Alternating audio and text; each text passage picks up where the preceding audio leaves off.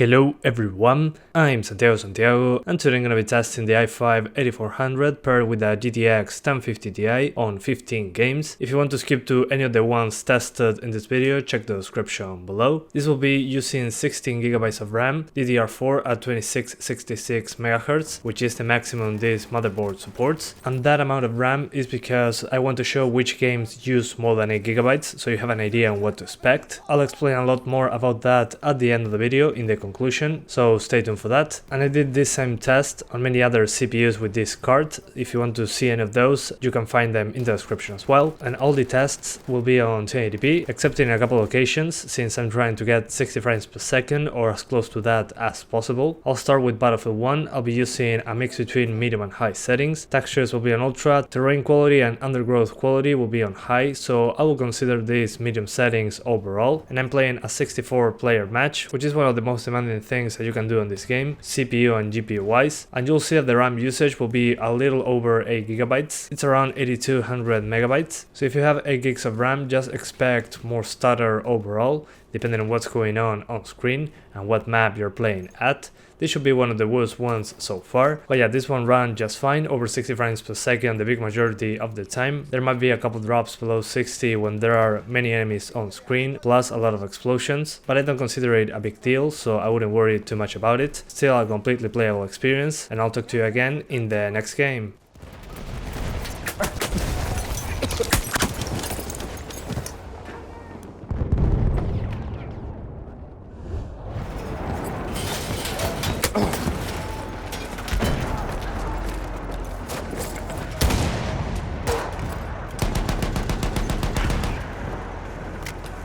Ich bin verletzt!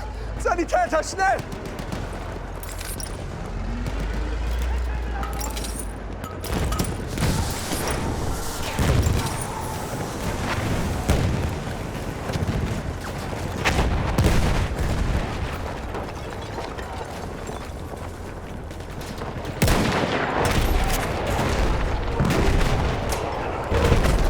Da, ein Speer! Now I'm testing Far Cry 5, and I'll be using a mix between low and normal. Shadows, geometry and vegetation will be at the lowest, since those are the biggest performance hits. Environment will be on high, water on normal, terrain on high, volumetric fog on low, and the post-processing anti-aliasing will be turned off. On this game, what usually destroys performance are explosions and a lot of vegetation, so I was just in a place where there was a lot of foliage around it, plus some houses here and there, and a lot of enemies, so I exploded a couple things, then I just ran around shooting enemies, and overall it was over 50 frames per second the big majority of the time, so yeah, it's not perfect 60s, we are GPU bound, but it's still very smooth. If this is not enough for you, just lower the resolution to 900p, and it will be at 60 frames per second, totally fine. I talk to you again in the next game.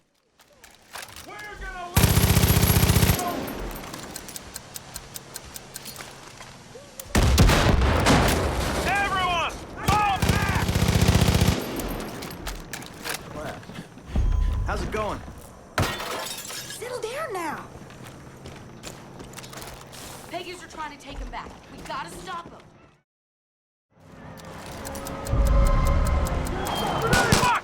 He's at the back! Oh no! Watch it open! I'll see how bad Take it down! Take it down!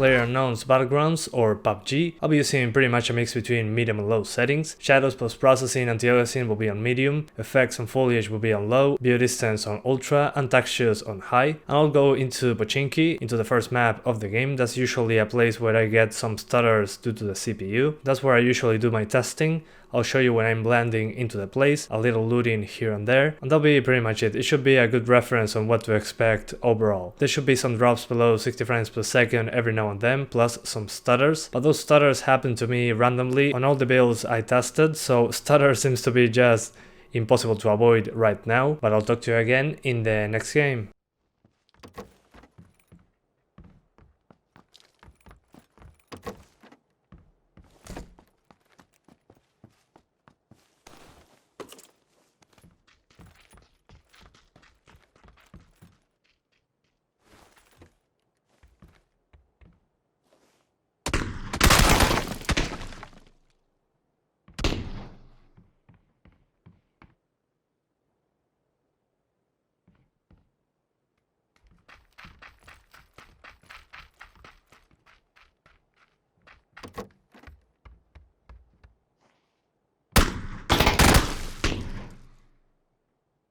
Fortnite Battle Royale, I'll be using almost the maximum settings. The only thing that was lowered from epic to high was the shadows option. By doing that, you can be over 60 frames per second the big majority of the time. There might be a drop or two below 60 when there's construction plus shooting going on. It doesn't happen all the time. It also depends on what part of the map you're at, the number of players on screen. So overall, I was over 60 frames per second the big majority of the time. So I would consider this a good enough experience. If you want more FPS, keep lowering shadows and post-processing, and that should be enough.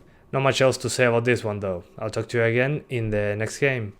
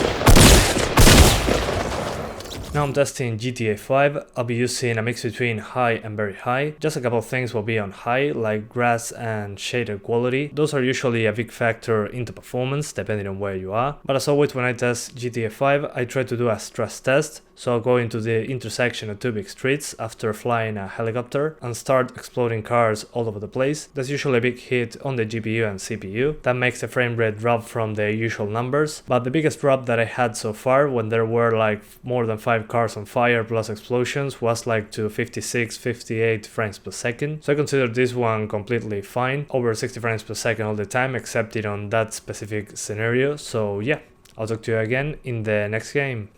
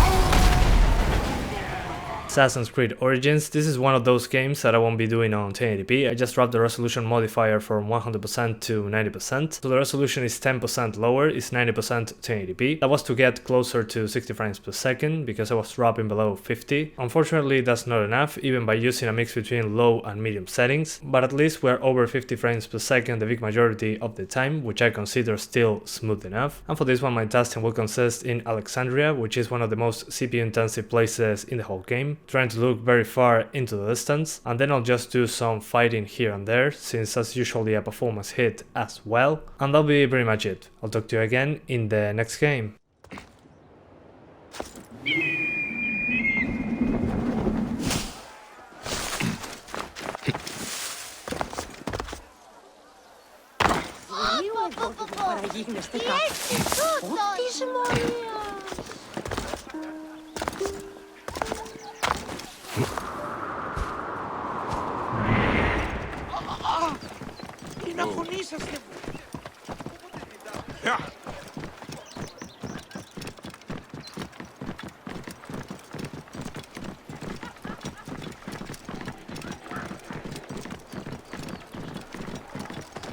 Halt!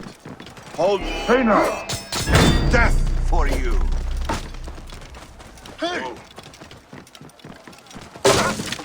I'm going to kill you!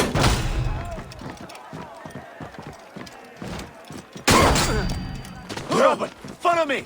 Die, idiot! My brothers! Here! Ah!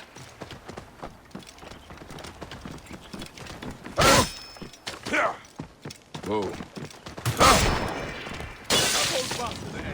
Starting a blaze! Oh, shit, shit! Here! Blaze! Starting a blaze! Cannot escape!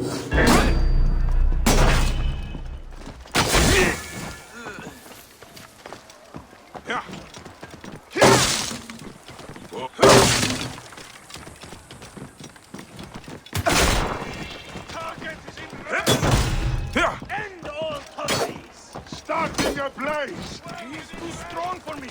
Damn it! Rainbow Six Siege. This is another game that I'll be doing at 90% 1080p, since once again I'm trying to hit 60 frames per second as consistent as possible, and with full 1080p I can usually get some drops when there are some explosions going on, and I'll be using a mix between medium and low settings once again. I turn off ambient occlusion, lens effects and depth of field, since turning those off usually helps with the gameplay itself. Ambient occlusion off means the indoor places will be less dark, and the lens effects and depth of field usually just interfere with trying to see, which in this game is very important. And yeah, we're over 60 frames per second pretty much all the time, and I'll talk to you again in the next game.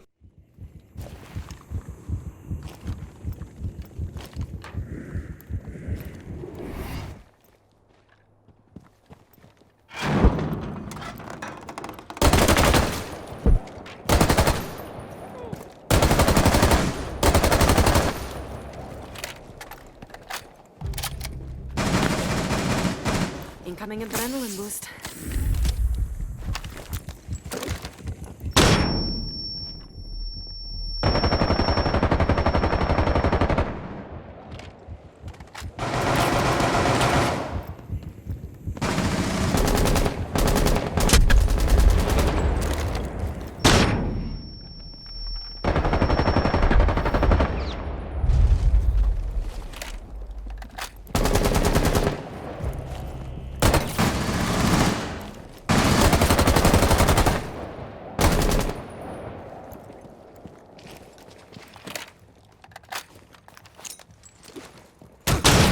Friendly, last operator standing. We have been eliminated.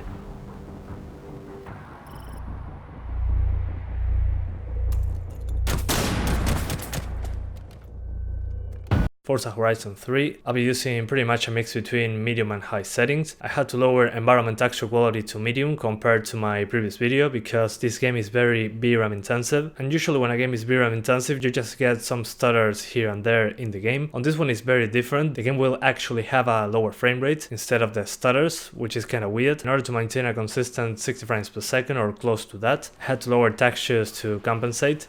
This only happens when there are many cars on screen in a single race. That's why I'm testing this specific event. It's on a place where there are a lot of reflections, a lot of geometry, plus many cars on screen. So it seems to be an ideal test for this game. So yeah, we're over 60 frames per second pretty much all the time. There might be a drop or two to 58, but that's not that common. So I'll talk to you again in the next game.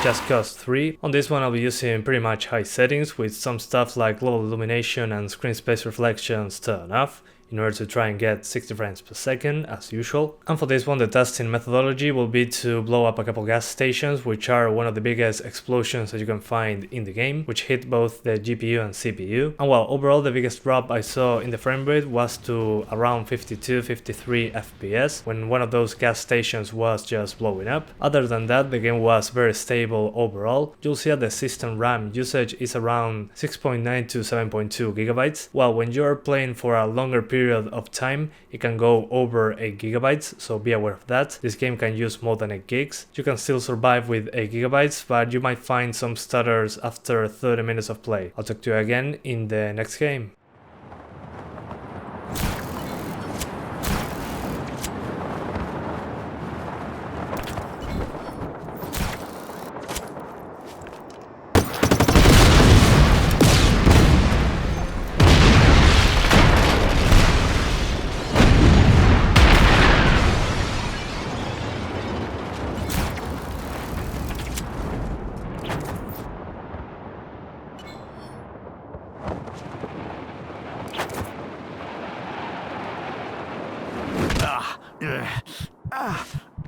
Rise of the Tomb Raider, I'll be using pretty much medium settings, with tessellation and screen space reflections turned off. I just grabbed the high preset and lowered some stuff to medium, trying to get close to 60 frames per second, but not losing much quality in the process. And so far the game dropped into the 50s sometimes, but in my opinion that's still smooth enough. Again, if it's not smooth enough for you, just lower it to 900p with the same settings and you'll be over 60 frames per second pretty much all the time. I tested in the village area, which is one of the most demanding places for the CPU so far in this specific game. So the whole game is not the same as this. This is the worst case scenario for saying it some way. So I'll talk to you again in the next game.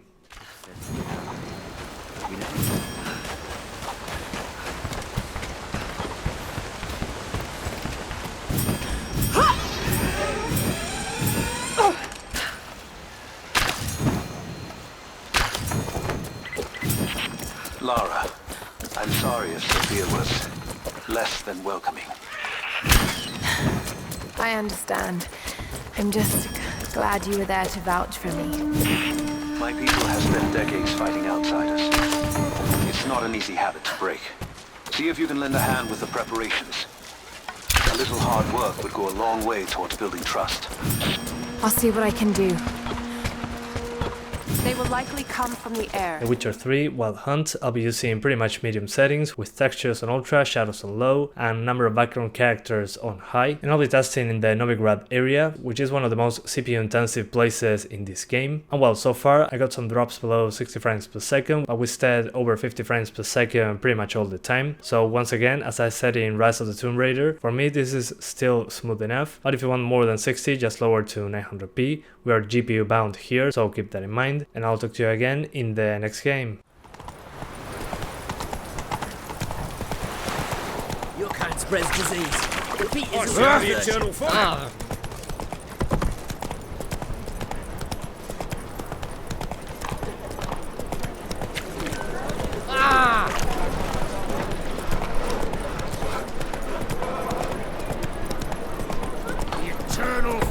will light our way.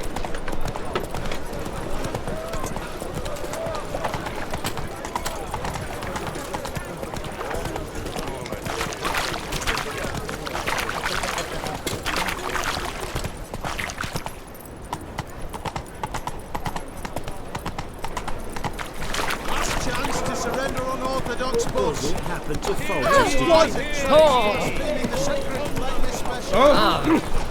Hitman, I'll be using pretty much medium settings. The only thing on high will be textures, and on the anti-aliasing option I'll be using SMAA. The testing here will take place in the Marrakesh level, which is one of the most intensive levels for the CPU and GPU. That's because there are a ton of NPCs on screen, a lot going on at the same time, so this should be taken as one of the worst cases in the whole game, and the majority of the time I'm over 50 frames per second while just running around between all the NPCs. It can be between 50 and 60, but once your cover is blown, the guards start attacking you and all that, the frame rate can drop into the mid 40s, but I don't really take that as a big deal in this case, because in this game you're not usually detected. Most of the time you're undetected. Fighting back is usually quite difficult, but once again just drop to 900p and it will be fine. Again, we are mostly GPU bound here, and I'll talk to you again in the next game. Counter-Strike Global Offensive or CSGO. On this one I'll be using the lowest settings except in the texture detail. That's because most of the people that watched my previous videos wanted me to just test the lowest settings. I guess it's just to see the CPU at its maximum potential. I'm using the benchmark map. That's because it's always the same thing. It's not like a multiplayer match that always changes, so I always get the same testing on different machines. If you want to see this same card, for example on a Ryzen 5 1600 or an i3 8100, I tested this same map with the same settings, and you can see the average frame rate at the end of this clip, so it's easier to compare on CSGO. On this one I got 299 frames per second average, but for example on the i3 8100, if I remember correctly on that video, I got around 280, 275, something like that. So yeah, this is meant to be a stress test. On the game itself, while you're playing online, you shouldn't get this much of an FPS hit. This is just for comparison purposes, so I'll talk to you again in the next game.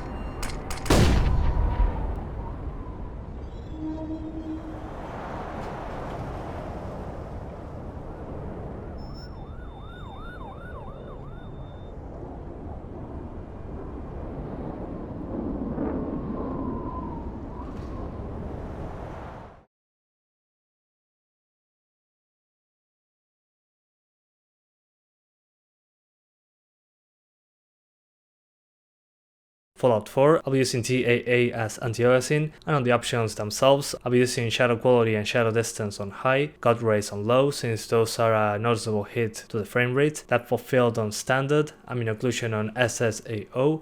I unchecked all the options below the weapon debris option, and the view distance is maxed out, and my testing will take place in Diamond City, one of the places where I got the lowest frame rate in this game, and overall we're over 50 frames per second the big majority of the time. The problem here, as you can see, is the GPU. We're GPU limited once again at 99%, so if you want better frame rates than this, keep the same settings, lower the resolution to 900p, and you should be getting 60 frames per second more often, so be aware of that, and I'll talk to you again in the next game.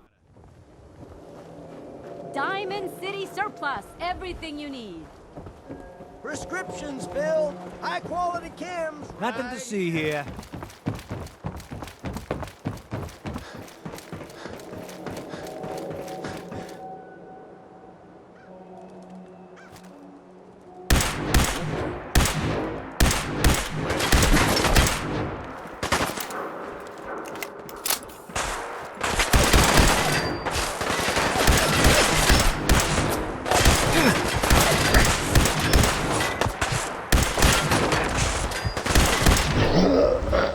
And finally, Batman Arkham Knight. I'll be using textures on normal, shadows on low, level of detail on low, and the rest just turn off, excepting anisotropic filtering, which is on 16 times. And for this one, the testing methodology will be going into the Batmobile at the start, trying to go very fast through the map, do some flying, then some fighting with some goons, and that'll be pretty much it. Usually this game is a stuttery mess. You might see some stutters every now and then when I'm moving very fast through the map. That's because the game is loading new assets and the hard drive is not fast enough to load them on time, I guess. This happened to me on all my builds. It seems to be a storage related issue and this game is not 100% properly optimized, so be aware of that. But overall, when you're not moving fast through the map, the game is completely playable. You will see drops below 60 frames per second when I'm destroying a lot of stuff on the Batmobile, crashing into cars, into buildings, into just objects in the vicinity. And on this one, you can go over the 8 gigs of system RAM usage, just like it happened on Just Cause 3. This, after playing more than 30 minutes, you can go over 8 GB of system RAM usage. If you have just 8 GB of RAM, you might have some stutters after more than 40 minutes of play or something like that. Not really a huge deal if you ask me. I played this game a ton of hours with just 8 gigs of RAM and it was fine. Yeah, there were some stutters when moving very fast through the map, but it was a completely playable experience. So yeah guys, conclusion time.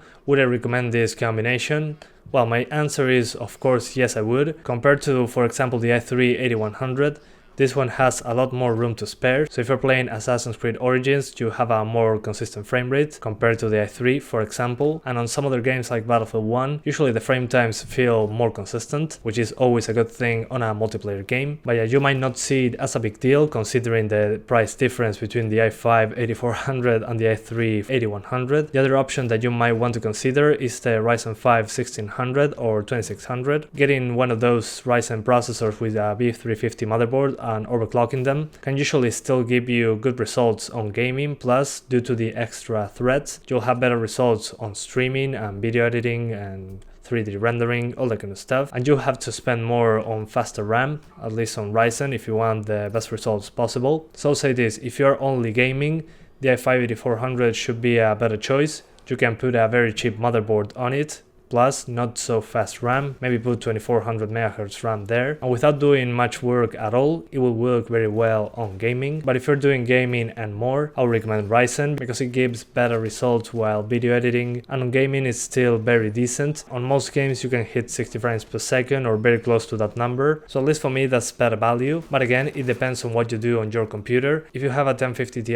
it wouldn't make much of a difference at all because we are GPU bound on most games. GPU bound means the GPU is the limiting factor. On most of the games shown here, the GPU was at 99%, so in that case, just getting a better GPU will fix the problem. And about the 16 GB of RAM, as you could see, Battlefield 1 multiplayer, Forza Horizon 3, Just Cause 3 and Batman Arkham Knight were the ones that could go over 8 GB. The ones that always went over 8 GB, or the big majority of the time went there, were Battlefield 1 multiplayer with 64 players and Forza Horizon 3. Those usually have a very annoying stutter with 8 GB of RAM on those very specific circumstances, but the other games I didn't mention with 8 GB, some of them like Just Cause 3 and Batman Arkham Knight, once again, will get some stutter after 30 minutes, but they are still completely playable, not really a big deal about them. I played with 8 GB on those for a long time and it was fine. So if you cannot afford 16 GB, I would recommend 8 GB as a minimum, but make sure that it runs on dual channel. So make sure to get 2 4 gig sticks of RAM, so you have 8 GB on dual channel. The games run like they should, and once you can afford it, just add another 8 GB of RAM and you'll be fine. But yeah guys, that's pretty much it. I hope you enjoyed this video. Thanks for watching and see you next time.